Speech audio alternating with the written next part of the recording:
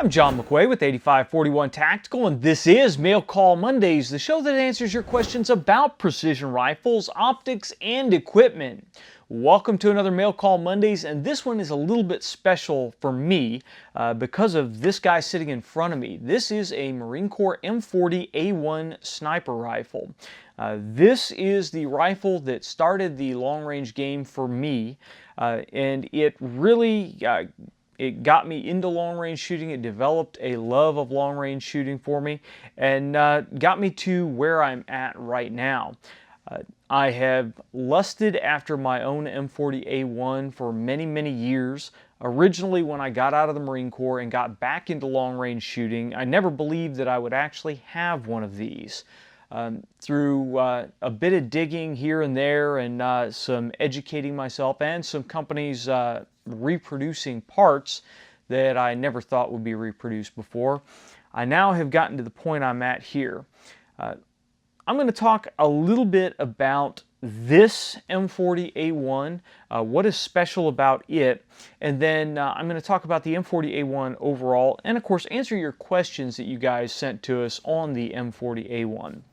Now, first of all, this M40A1 is a little bit special because while you can go out to any number of custom shops and order your own M40A1, this one, the stock that is on here, actually came off an original Marine Corps M40A1 sniper rifle. This stock is an absolute one-of-a-kind. They were handmade by Macmillan when Macmillan got the contract to provide the stocks.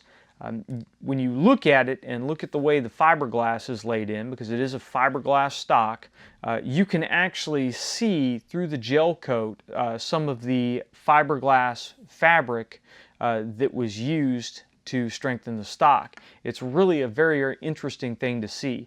This is what they call a smear stock, and that's because of the camouflage pattern in it. The camouflage is molded in, it's not painted on, it's actually part of the gel coat of the stock.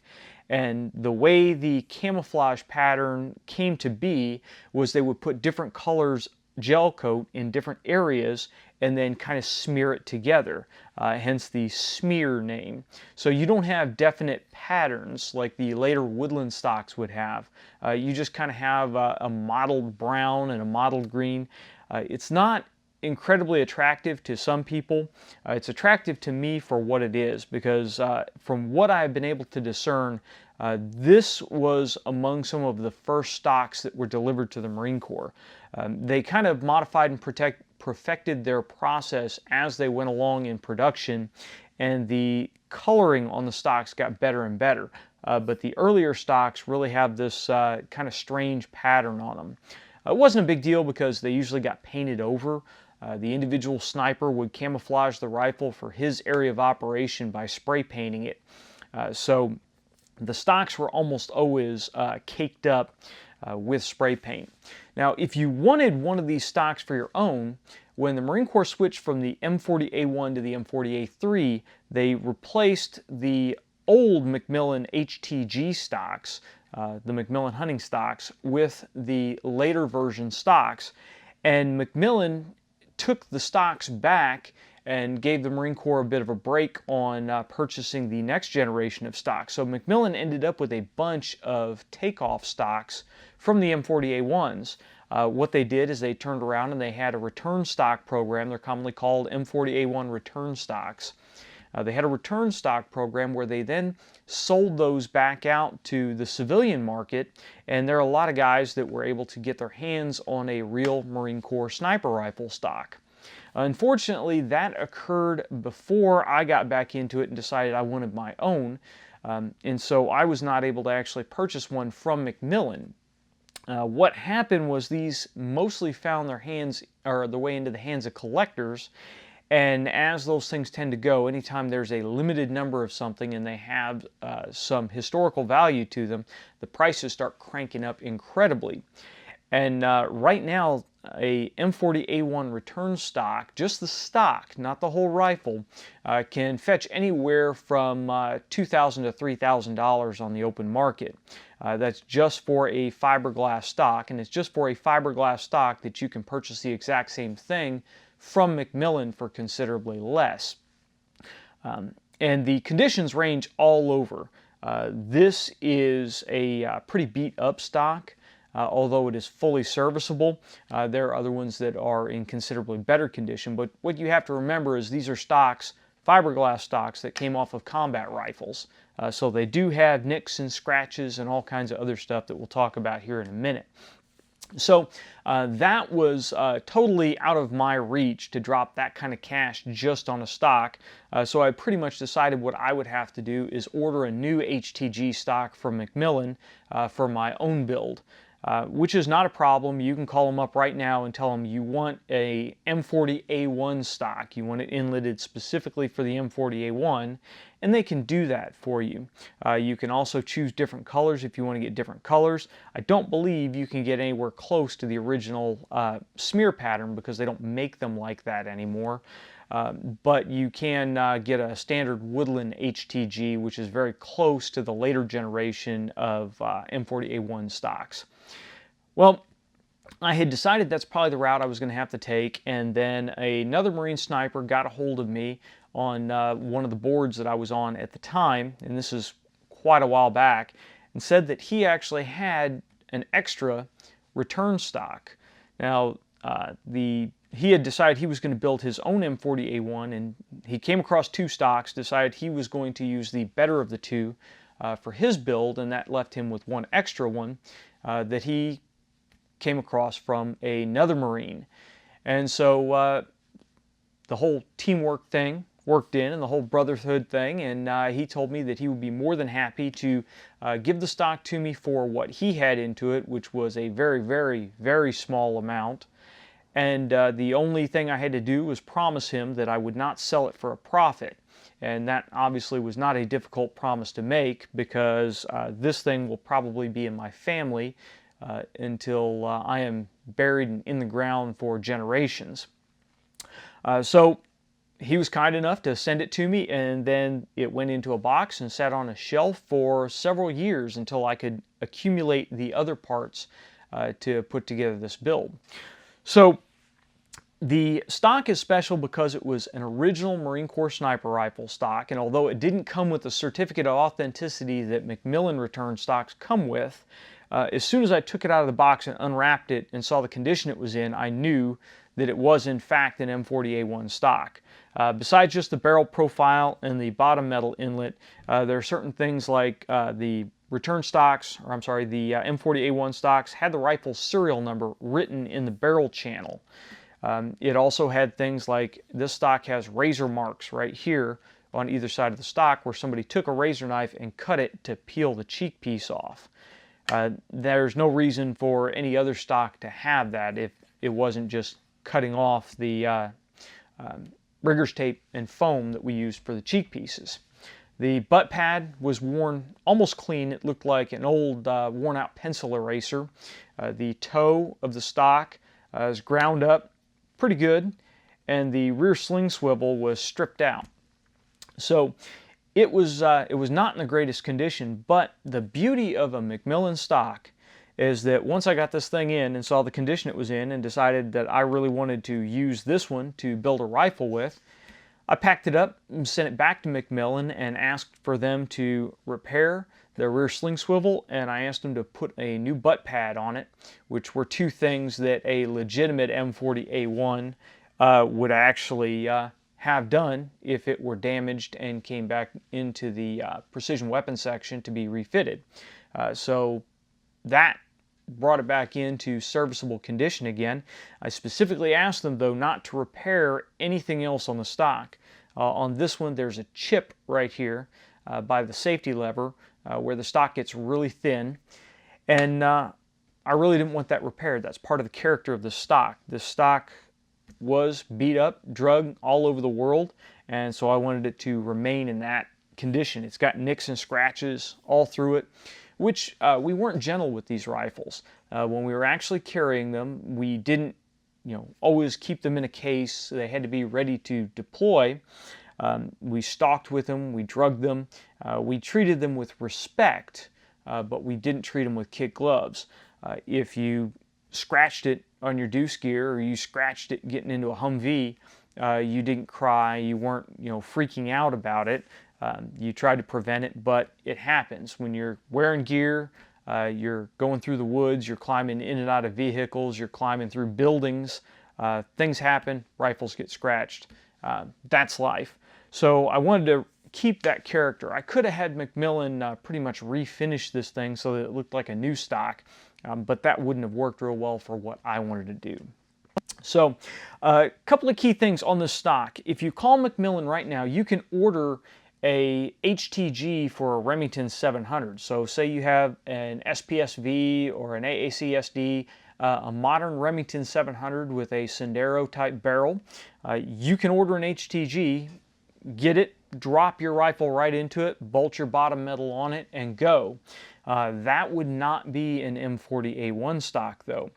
Some things that make this stock a little bit different are, first of all, the huge barrel channel. The M40 profile barrel is a very large profile. It is almost the full diameter of the receiver back here at the chamber area, and it is a straight taper down to approximately 0.97 inches, if I recall correctly. So it's pretty meaty barrel. There is a very large barrel channel cut out of it. The second biggest thing is here on the bottom. This does not use regular Remington 700 bottom metal. This is bottom metal from a Winchester Model 70 that has been specifically cut to fit the short action of the Remington 700. So the inlet on the bottom metal is considerably different from that of a regular Remington 700. And of course, instead of your standard sling studs, we have Wichita swivels here for our sling. So they're not your regular studs that you find on most 700s. So that's the big difference here. We have a Pacmar recoil pad, and the length of pull on this guy is about 13.5 inches. So it's a pretty long length of pull comparatively, especially when you compare it to some of the other rifles that I have. Now, we've talked a little bit about the stock itself and what makes the stock special. So I'm going to go through your questions here because we asked on Facebook for questions for the M40A1 for this episode, and that should cover the majority of the rest of the parts on the scope. And then we'll wrap it up by talking a little bit about the scope, because the scope really is what makes this an M40A1. So the first question I have here is from David, and David said, "You said that is the closest thing you'll ever get to a real M40A1 as they destroyed all the original actions. What differences, if any, does this rifle have from the rifle you would have checked out at the armory?" Well, David, excellent question. Really, C&H Precision Weapons, they are the ones who built this rifle.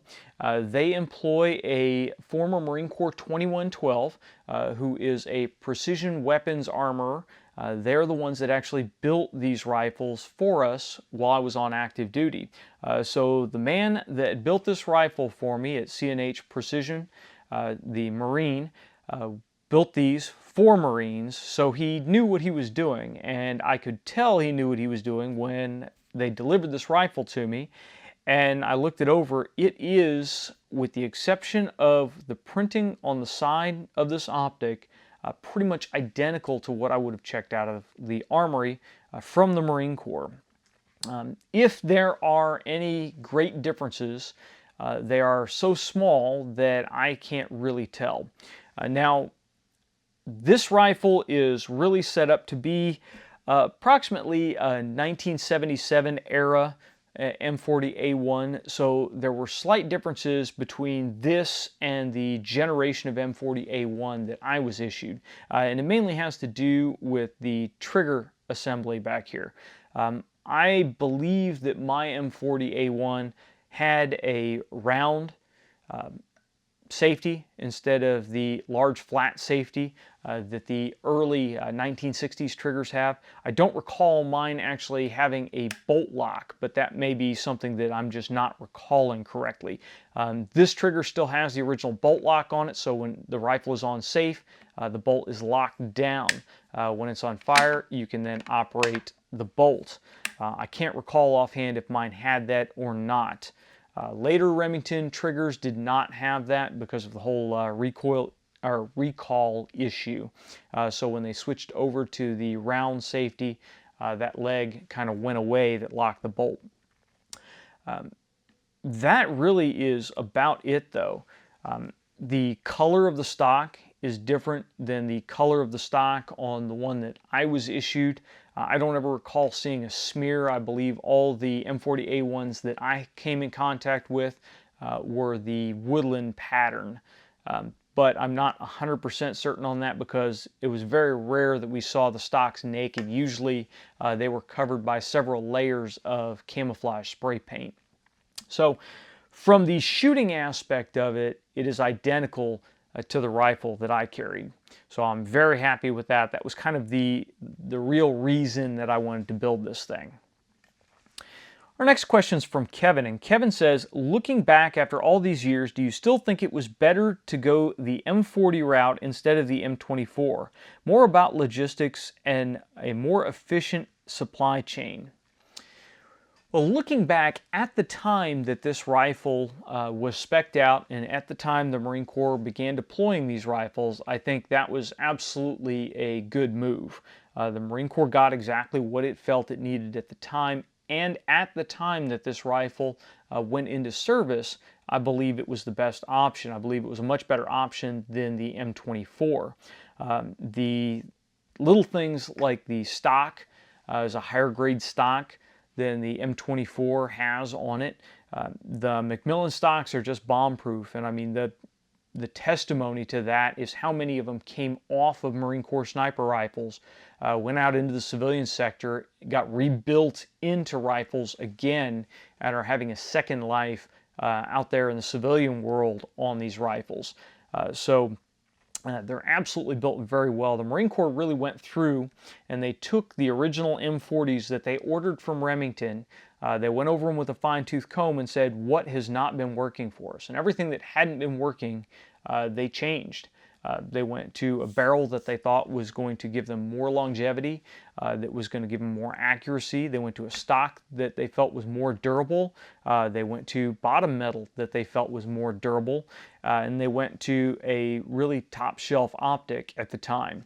So I feel the Marine Corps went the right direction at that point in time. Now, as we go down through the years, then I think we got stuck a little bit in that institutional momentum, in that doing things the same way we've always done them, when there may have been a better option out there than continuing on that path. So I think it diverged a little bit later on, but at the point in time where they went with the M40, I think that was a better choice than trying to go with something like the M24 directly from Remington.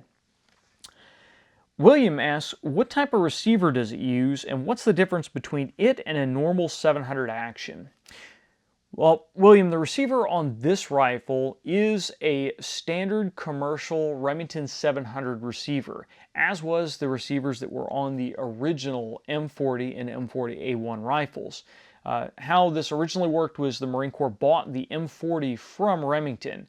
So they placed an order for the rifles back in 1966, and they got commercial Remington 700s with the changes that they spec'd out on the rifles.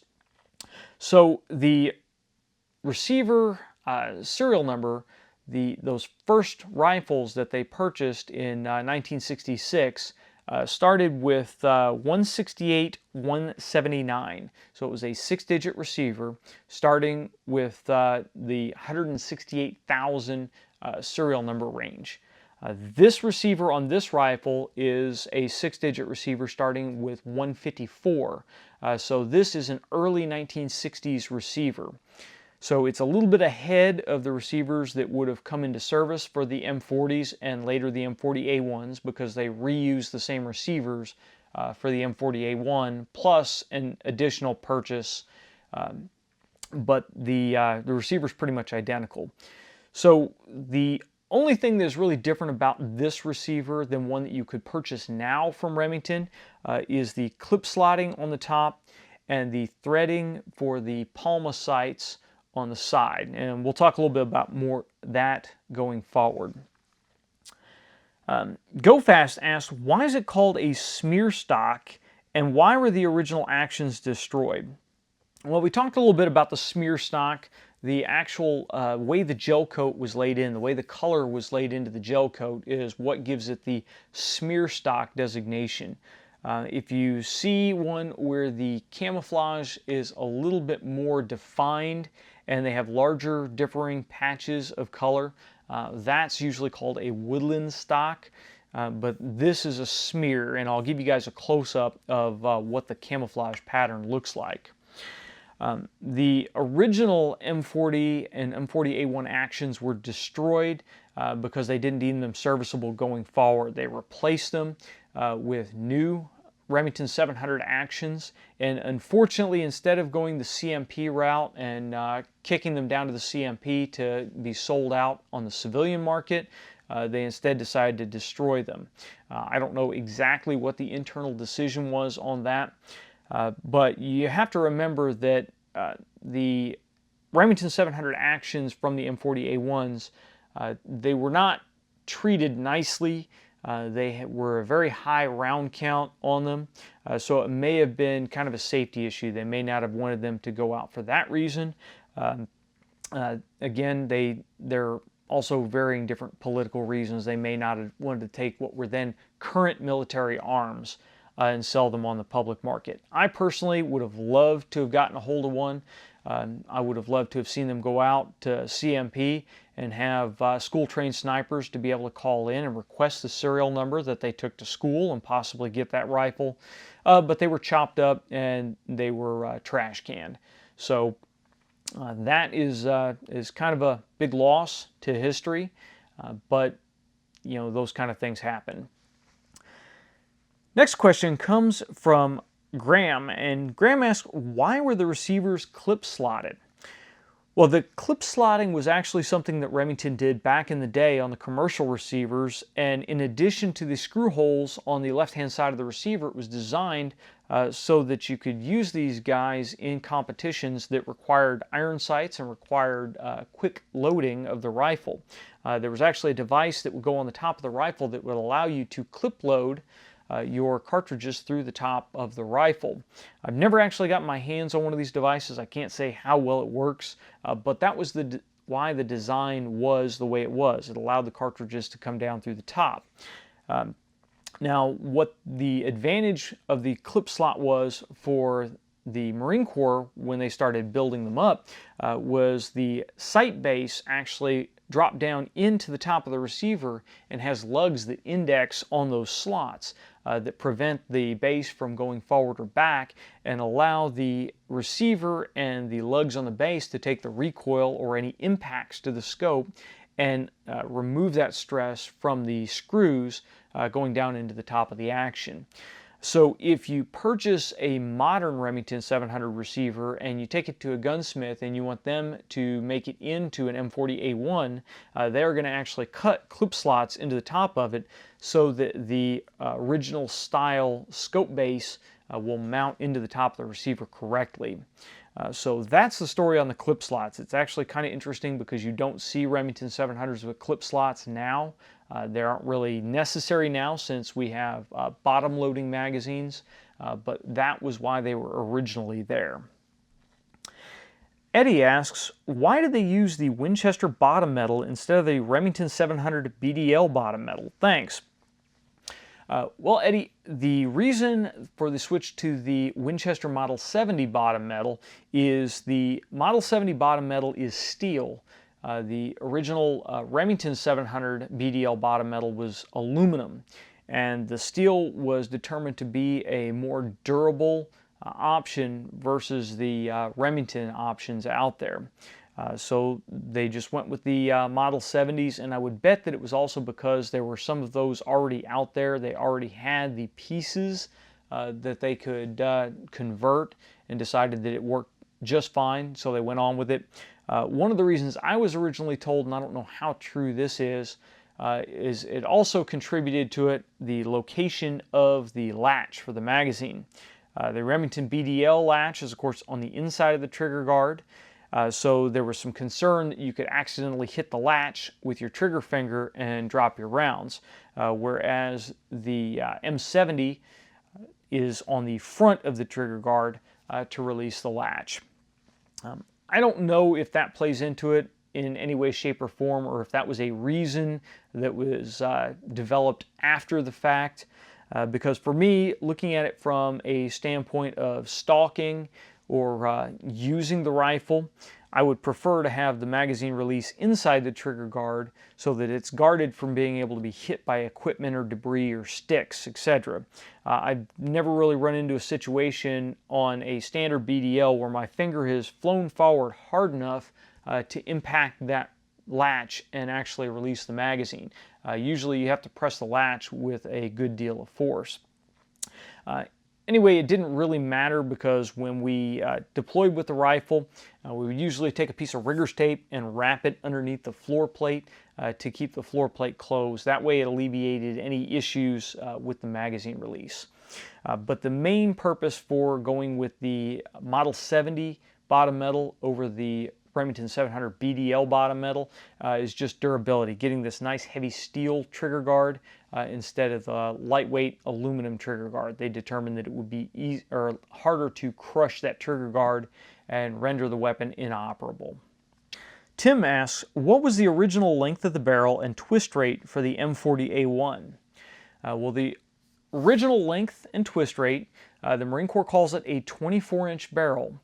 But that was measured from the lug to the muzzle. So if you measure this from the lug to the muzzle, it's 24 inches. But if you measure it like everyone else does, from the breech face to the muzzle, it is actually a 25-inch barrel.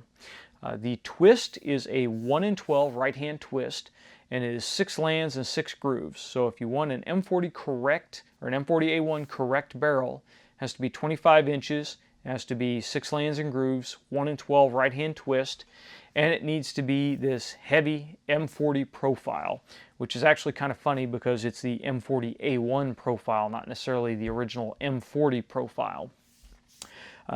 The original barrels were Hart and H&S Precision barrels. Later on, Schneider got the contract for the barrels. The barrel that is on this rifle is actually a Schneider barrel. I didn't get wrapped up in which barrel I wanted. A lot of guys will specifically request Hart barrels, but the Schneider barrel from the exterior is pretty much what I remember my barrel looking like. And as long as it was a 1 in 12 right-hand twist and 6 lands and grooves, I didn't really care about anything else on it. We have not got a chance to do accuracy testing on it yet. When I was zeroing the rifles, I dropped 3 shots almost into the same hole with it. So once I get a little bit more time to lay down and get a good rest on the rifle, because I was shooting a little bit from a precarious position, I wasn't the most comfortable as I could have been. We'll see what kind of accuracy we get with it. I am absolutely confident that this will be well beyond what the contract accuracy was required, which is a 3-inch group at 300 yards. So that is the barrel on it.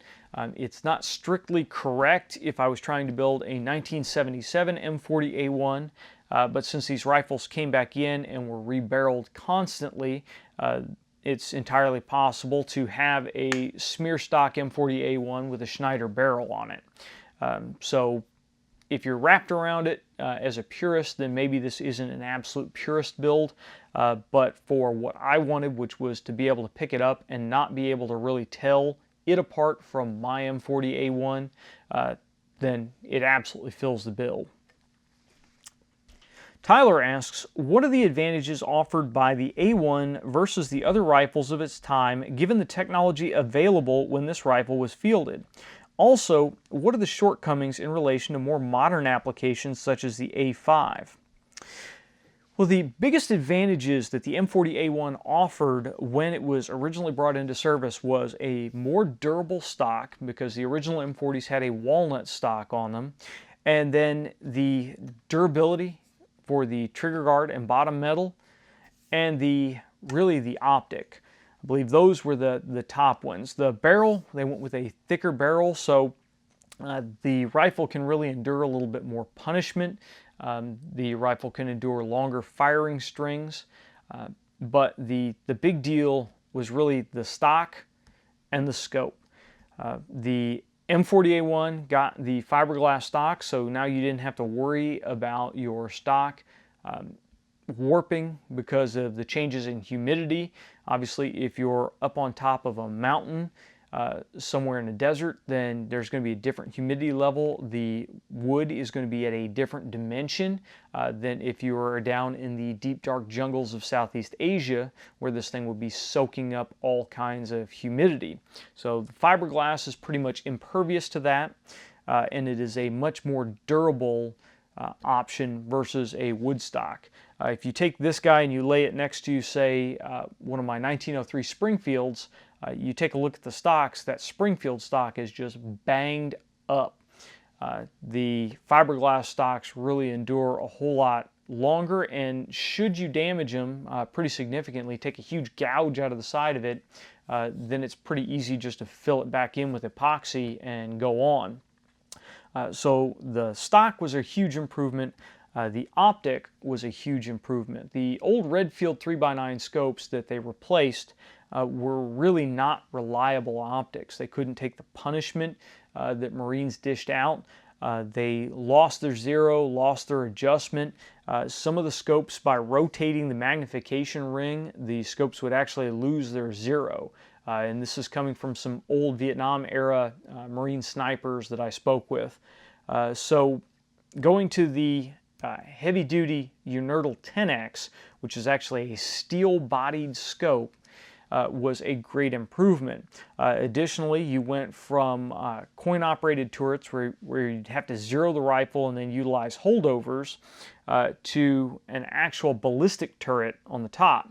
So if a Marine got down behind his rifle and knew he had a target 300 yards away, he could just simply grab the turret, dial it to 3, and engage the target. If the target was 500 yards away, just grab the turret, dial to 5, and engage the target. So it was a much easier process. The Unertl 10Xs also came with a mil-dot reticle, so it made holding over and it made range estimation through the rifle scope possible. So those were a great leap at the time. They really brought the rifle into a usable tool for the Marines that was a much better replacement for the original M40. Now, when we look at this rifle nowadays with all the equipment that we have, it's pretty antiquated. It is really kind of a pain in the butt to use this scope once you're used to a mil reticle and 1/10 mil graduated turrets and a variable magnification optic, such as the Schmidt and Bender that was the replacement for this optic. But definitely at the time, it was a great advancement. Now, going forward to the current generations, and I'll stop with the A5 because the new A7 does quite a bit different things than the originals did. But the A5 brought in an adjustable stock, so instead of having to tape up cheek pieces on it and do all kinds of things to fit this rifle to the shooter, it was just a simple matter of adjusting the features on the stock to fit. The A5 gave you a drop magazine, so you can change magazines a whole lot quicker, which obviously if you are in a target-rich environment, not being limited to 5 rounds inside the magazine or a Marine Corps cover full of ammo laying next to it is a great benefit. The forend on the A5 is also designed to be able to accept different night vision mounting options, whereas that's almost impossible with the old HTG. When we wanted to mount night vision on these, we had to go with the Simrad, and there was a special cap that went on the scope mount that held the SIMRAD in front of the optic. And it was a very unwieldy system. So great improvements there. And of course, the biggest improvement is the optics. They went to the Schmidt and Bender, which was a variable magnification scope with a mill reticle and mill turrets on it. So that alone makes the rifle much, much easier to use and much easier to instruct on how to go. It would feel much more comfortable for a modern PRS shooter to grab an M40A1 and go do some work with it than it would to grab one of these rifles. These rifles would confuse the hell out of most modern shooters until they actually got some time working with it. So the modern rifles are a great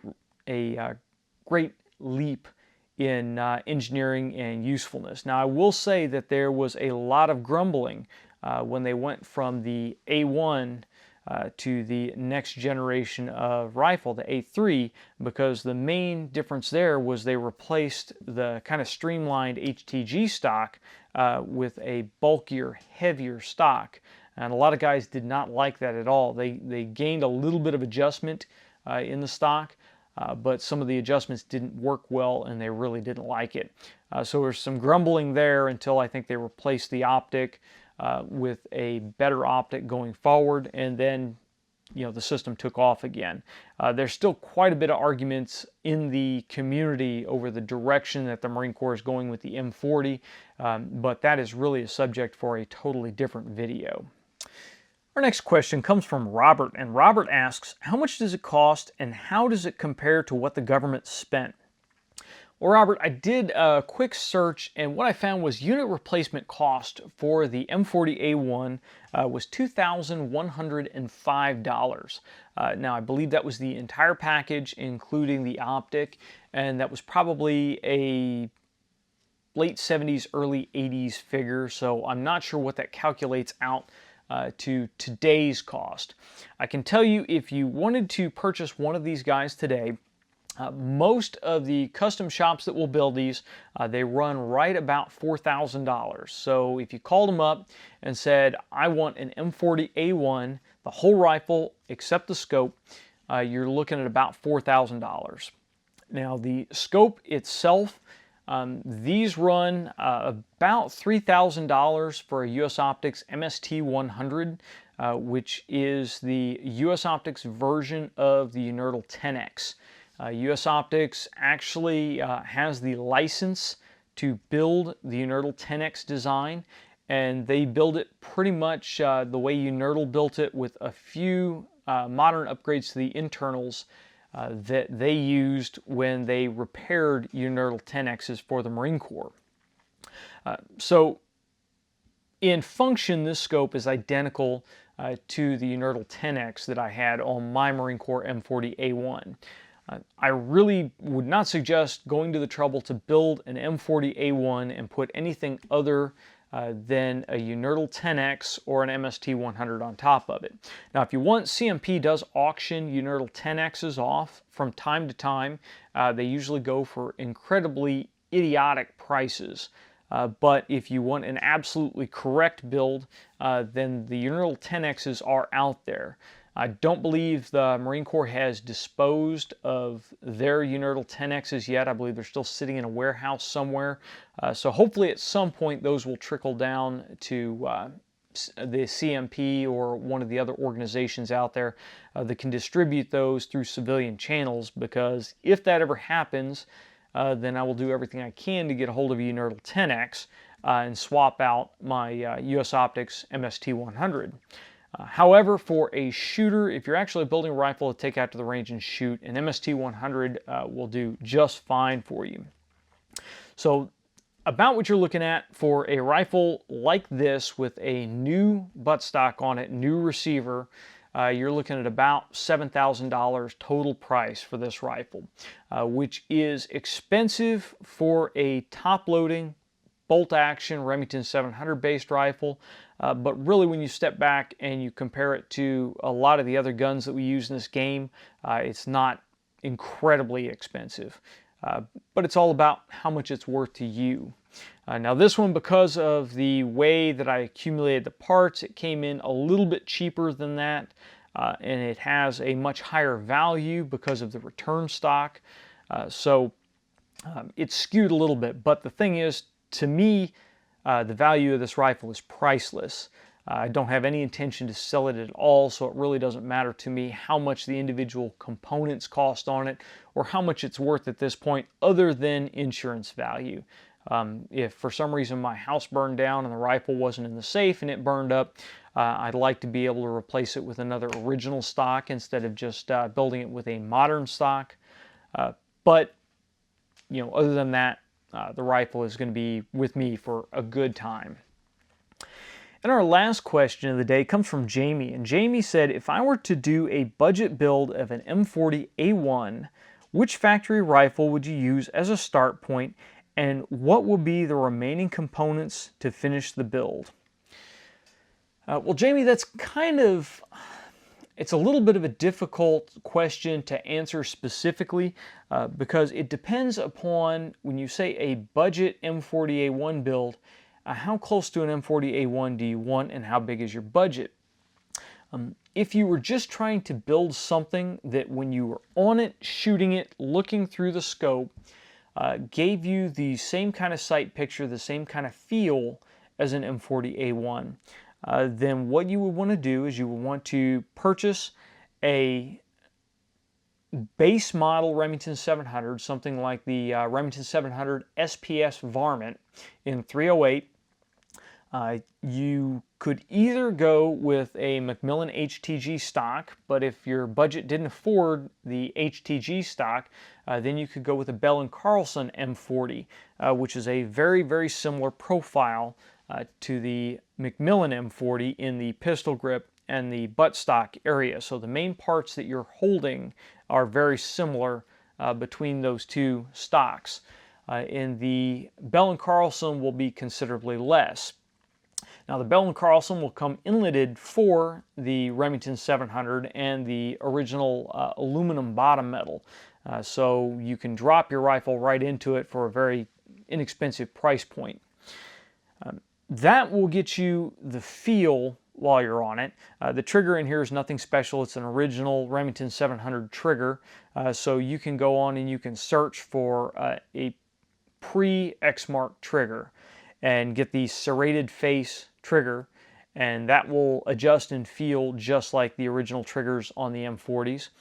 And then for an optic, I would suggest going with something like a Bushnell 10X with the mil-dot reticle and a MOA turret. So one of the few times that you will ever hear me recommend a mil-dot reticle and MOA turrets, because this is a mil-dot reticle and MOA turrets. My side adjustment, my windage, are half MOA clicks. My elevation, although it is a BDC turret, the fine-tuned turret on here are half MOA clicks. So mil reticle MOA turrets, and the mil dots that are in this scope are very close to the mil dot reticle that is in the Bushnell 10X. The Bushnell 10X has a 1-inch diameter tube. It's about the same size. The scope's a little bit longer than the Bushnell 10X, but gives you about the same size. Nowhere near the same weight. The Bushnell 10X is a lot lighter than this optic. But if you put those things together, a Remington 700 SPS Varmint, a Bell & Carlson M40 stock, and a Bushnell 10X scope, then you will have something that feels similar to an M40A1. It won't be the same weight because the M40A1 is 14.5 pounds. A lot of that is the scope and a lot of that is the barrel. But you'll have something that will function very similar to the M40A1.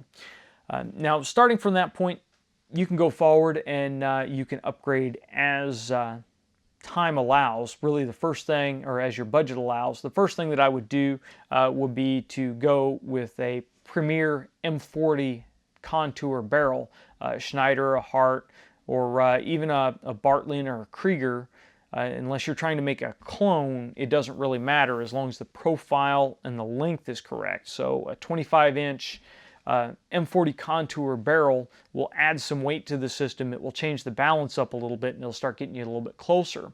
After the barrel, I would go ahead and order a Macmillan HTG stock, and when that comes in, you can go ahead and order it for the Remington 700 bottom metal and run it with your regular Remington 700 for a little while. And then what I would say is when you finally get down to the point where you source the scope and the mount, then also get some Winchester Model 70 bottom metal, and you're going to have to take it to a smith that specializes in this anyway to have the receiver clip slotted for the appropriate scope and mount. You could also have them go ahead and inlet the stock and install the Winchester Model 70 bottom metal, and then when you're done, you pretty much have a M40A1 clone. So that's kind of the path that I would take, starting from budget rifle if you can't afford to go with a clone off the bat, and then evolving in to a full-on M40A1 clone. So hopefully that will work out for you. That ends our questions. Now the last thing I want to talk about is this scope here. The scope, as I said before, is really what makes this an M40A1. If I had this rifle and I just threw a variable power target scope on it, or a fixed 10x Bushnell like I talked about, or any of the other ones out there, even a US Optics ST10, if I went and did that, the scope would not be, or the rifle would not be an M40A1. It would just be another heavy barreled bolt action rifle with a scope on it. The whole package is what makes this an M40A1. Now, the scope is a little bit of a love-hate relationship for me. It has to be a MST100 or Unertl 10X to be an M40A1, but this scope is really a pain in the butt to use. First of all, let's start with the procedure that you go through to set this scope up. The first thing you do is you focus the reticle to your eye. You set your ocular focus. And this little knurled ring right here is a locking ring. You hold the locking ring, you back the eyepiece off, and then screw the locking ring down. And then you adjust the eyepiece to get the reticle focused to your eye. Once you've got that done, you lock it down. Not that big of a deal. A lot of other scopes use a system like that. The modern Night Force scopes use a locking ring like that. Now we go forward, and this ring up here is for parallax. It is locked down right now, but it is kind of a free-floating objective lens here. So what you have to do is take this spanner wrench that I have in my pocket.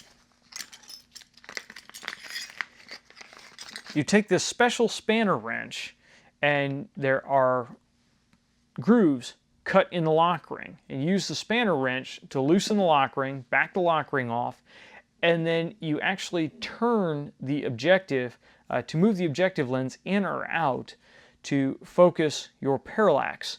It is a very irritating process, because what you would basically do is get it close to where you thought it needed to be. You would lock everything down, and then you would get through and you check your parallax. It would normally not be where you wanted it, so you loosen it up, adjust it again, lock it down, check it, loosen it up, check it. So it was an ongoing process. It was not fun. It took a little bit of time. Since the parallax is fixed on these scopes, it's a fixed adjustable. It's fixed after you adjust it and lock it back down. Then they usually adjusted the parallax to 200 or 300. If you're doing this for your personal use, then adjust it to wherever you will do the primary amount of shooting. I have left the parallax adjusted wherever US Optics left it at for right now, because we didn't have a lot of time down in Florida, so I did not want to goof around with the parallax adjustment. When I go out and actually adjust this, I will adjust the parallax for 200 yards because most of the shooting that I will do with this rifle will be 100 to 500 yards. If I take it out for our local matches, etc., it'll be 100 to 500 yards. So a 200-yard parallax adjustment will give me a good range. 300 was also very often used because, again, when you adjust your parallax, going out from your distance, you'll exhibit less parallax versus coming back in. So adjusting this guy for a 200 or 300 300 yard parallax setting and then trying to shoot groups at 100 will not be the best condition. You'll have a little bit more parallax at 100 than you would running a side focus optic where you can dial the parallax out at each individual range. So parallax is a pain in the butt. Then we come to adjusting the turrets themselves. Now most rifle scopes, you zero the optic by firing a group, seeing where your shot's impacted, and then on our modern scopes where we have matching reticles and turret, you just simply measure the offset of the group with your reticle, you dial that offset in to the turret, and then when you're confident that your point of impact and point of aim coincide, you loosen the set screws on the turrets, you put them back to 0, and then you tighten the set screws. That is the basic form of adjustment for most of the rifle scopes that are out there. Some have kind of tricky turrets that have special locks or things that cause you to deviate from that. But this scope takes things a totally different direction. When you zero the scope, the first thing you have to do is take your little key, you go in here and you loosen up the set screws on the sides of the turret. And it's on the left-hand side of the elevation turret, and it's on the front of the windage turret. So you loosen those screws up, you back them off. That then allows you to make adjustments with the center screws. And you have to take your Allen key and fire a shot, see that you need to make an adjustment, stick your Allen key in here, and then hold the turret steady and move your Allen key to move the adjustment for the reticle. It's a little bit difficult because you have no clicks, so you don't know that you're moving it half an MOA or a tenth of a mil or anything of that nature. It just kind of slips. It's not a smooth slip either because it will sometimes bind and then pop and slip quickly. So you really do have to fiddle around quite a bit. Additionally, this scope, it's new, so the adjustment screws are sticking quite a bit, and it took me quite a few rounds to get it to a satisfactory 0. Now once you get it zeroed, you lock the screws down and you're done. You really shouldn't have to mess with it much for a while, but it really takes some time, and it can really be a pain in the butt if you overshoot your adjustment and then you have to come back and then you have to creep up on it. Another method that a lot of guys will employ is you go ahead and you loosen your set screws up, you fire your shots, and then you have somebody brace the rifle in and hold it on target, and then you look through the scope and just move the adjustment screws until you move the crosshairs over to your shot group, and then you're zeroed. If you can get somebody to hold the rifle really steady while you do that, and you can maintain the crosshairs and not jiggle the rifle around, then that can be a whole lot quicker way to zero this.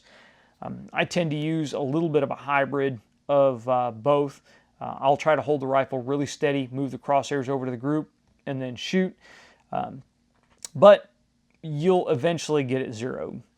Once you actually get it zeroed and get it dialed in, then you go through the dope gathering process. Now most of us that shoot modern precision rifles and shoot with a ballistic computer know that you check your environmentals, you plug in the range to the target, you get your firing solution, and then the firing solution may say 23 MOA up. And then you would just dial 23 MOA up on your elevation turret to hit the target. Well, not quite that easy with the MST 100 or the Unertl 10X. What you would do then, if you wanted 23 up, is you would go, okay, well, I know 700 yard setting on this scope is 20.5 mils, or I'm sorry, 20.5 MOA. So I would have to go to the 700 yard setting. Now that gives me 20.5. I still need to come up another 2.5. So then I would go to my fine tune, and I would have to go 1, 2, 2.5 MOA. And as you see, I actually turned it the wrong direction. 2.5 up. So now we're at 23 MOA up. It's kind of a pain if you're working off a ballistic computer, which is the most accurate way to compute a firing solution. The reason these turrets were designed the way they were is because Marines were not going to the field with ballistic computers. They were going to the field with a data book that had information that they had previously gained from this rifle. So I would go set in position, I'd look at my range card, and I'd see a rock on the range card that we had previously, either through lasers or through map recon or what have you, figure out that that rock is at 750 yards away, or let's just say 700 to make it easy. We figured out that rock is 700 on the nose. Well, since I shot this rifle in similar conditions before, in my data book, I would flip through and go, this rifle's shooting M118 ammunition, which was mainly what we had. M118 I would go to 7, and then I would need a little bit more elevation than what the scope was cammed for at 700 yards. So I'd say, all right, my data book says 7-2 up. So I would dial it 7-2 up. 7-2 up would correspond to the 700 yard dope for this rifle. Now, my spotter's rifle, his rifle may have been 7 on the nose. Or the next team that's 100 yards to the right of us, his rifle may have been 7-1 down for 700 yards. You only knew that by shooting the rifle and collecting that dope. We never really shot them over chronographs to get the muzzle velocity. We just kind of went on the fly and we recorded dope in a data book, and then we looked at that data book to determine what we needed to dial on the scope. Now, going from what I have learned since I came out of the Marine Corps and how I work with rifles now, that would not be a most efficient way to gather information for the rifle. It's much more efficient to use a chronograph and a ballistic computer. So getting back on this guy, I've had to kind of reset, go back to my old way of thinking and do some things a little bit differently. But going forward, I figured out kind of a way to meld the hybrid of the two, and we'll see how well it works when I get out on the range. And don't worry, I will definitely make a video on that. So the scope, to you guys that have never shot this scope, never worked with this scope, I would say that unless you want as accurate as you can get M40A1 clone, do not spend your money on this scope. There are much better options out there for actually shooting long-range targets. And if you want a fixed 10 power, that's fine. There are much better fixed 10 power options out there than this scope right here. But if you want an M40A1, the Unertl 10X or the MST100 is the scope that needs to be on it. And you need to learn to work with the quirks of the scope. Well, I think that is about it for the M40A1. If you guys have any more questions about it, please leave them in the comments section below or send them to us on Facebook or Twitter. If you've got questions that you would like to have answered on the next Mail Call Mondays, please go ahead and leave them in the comments section below. And until next time, get out and shoot!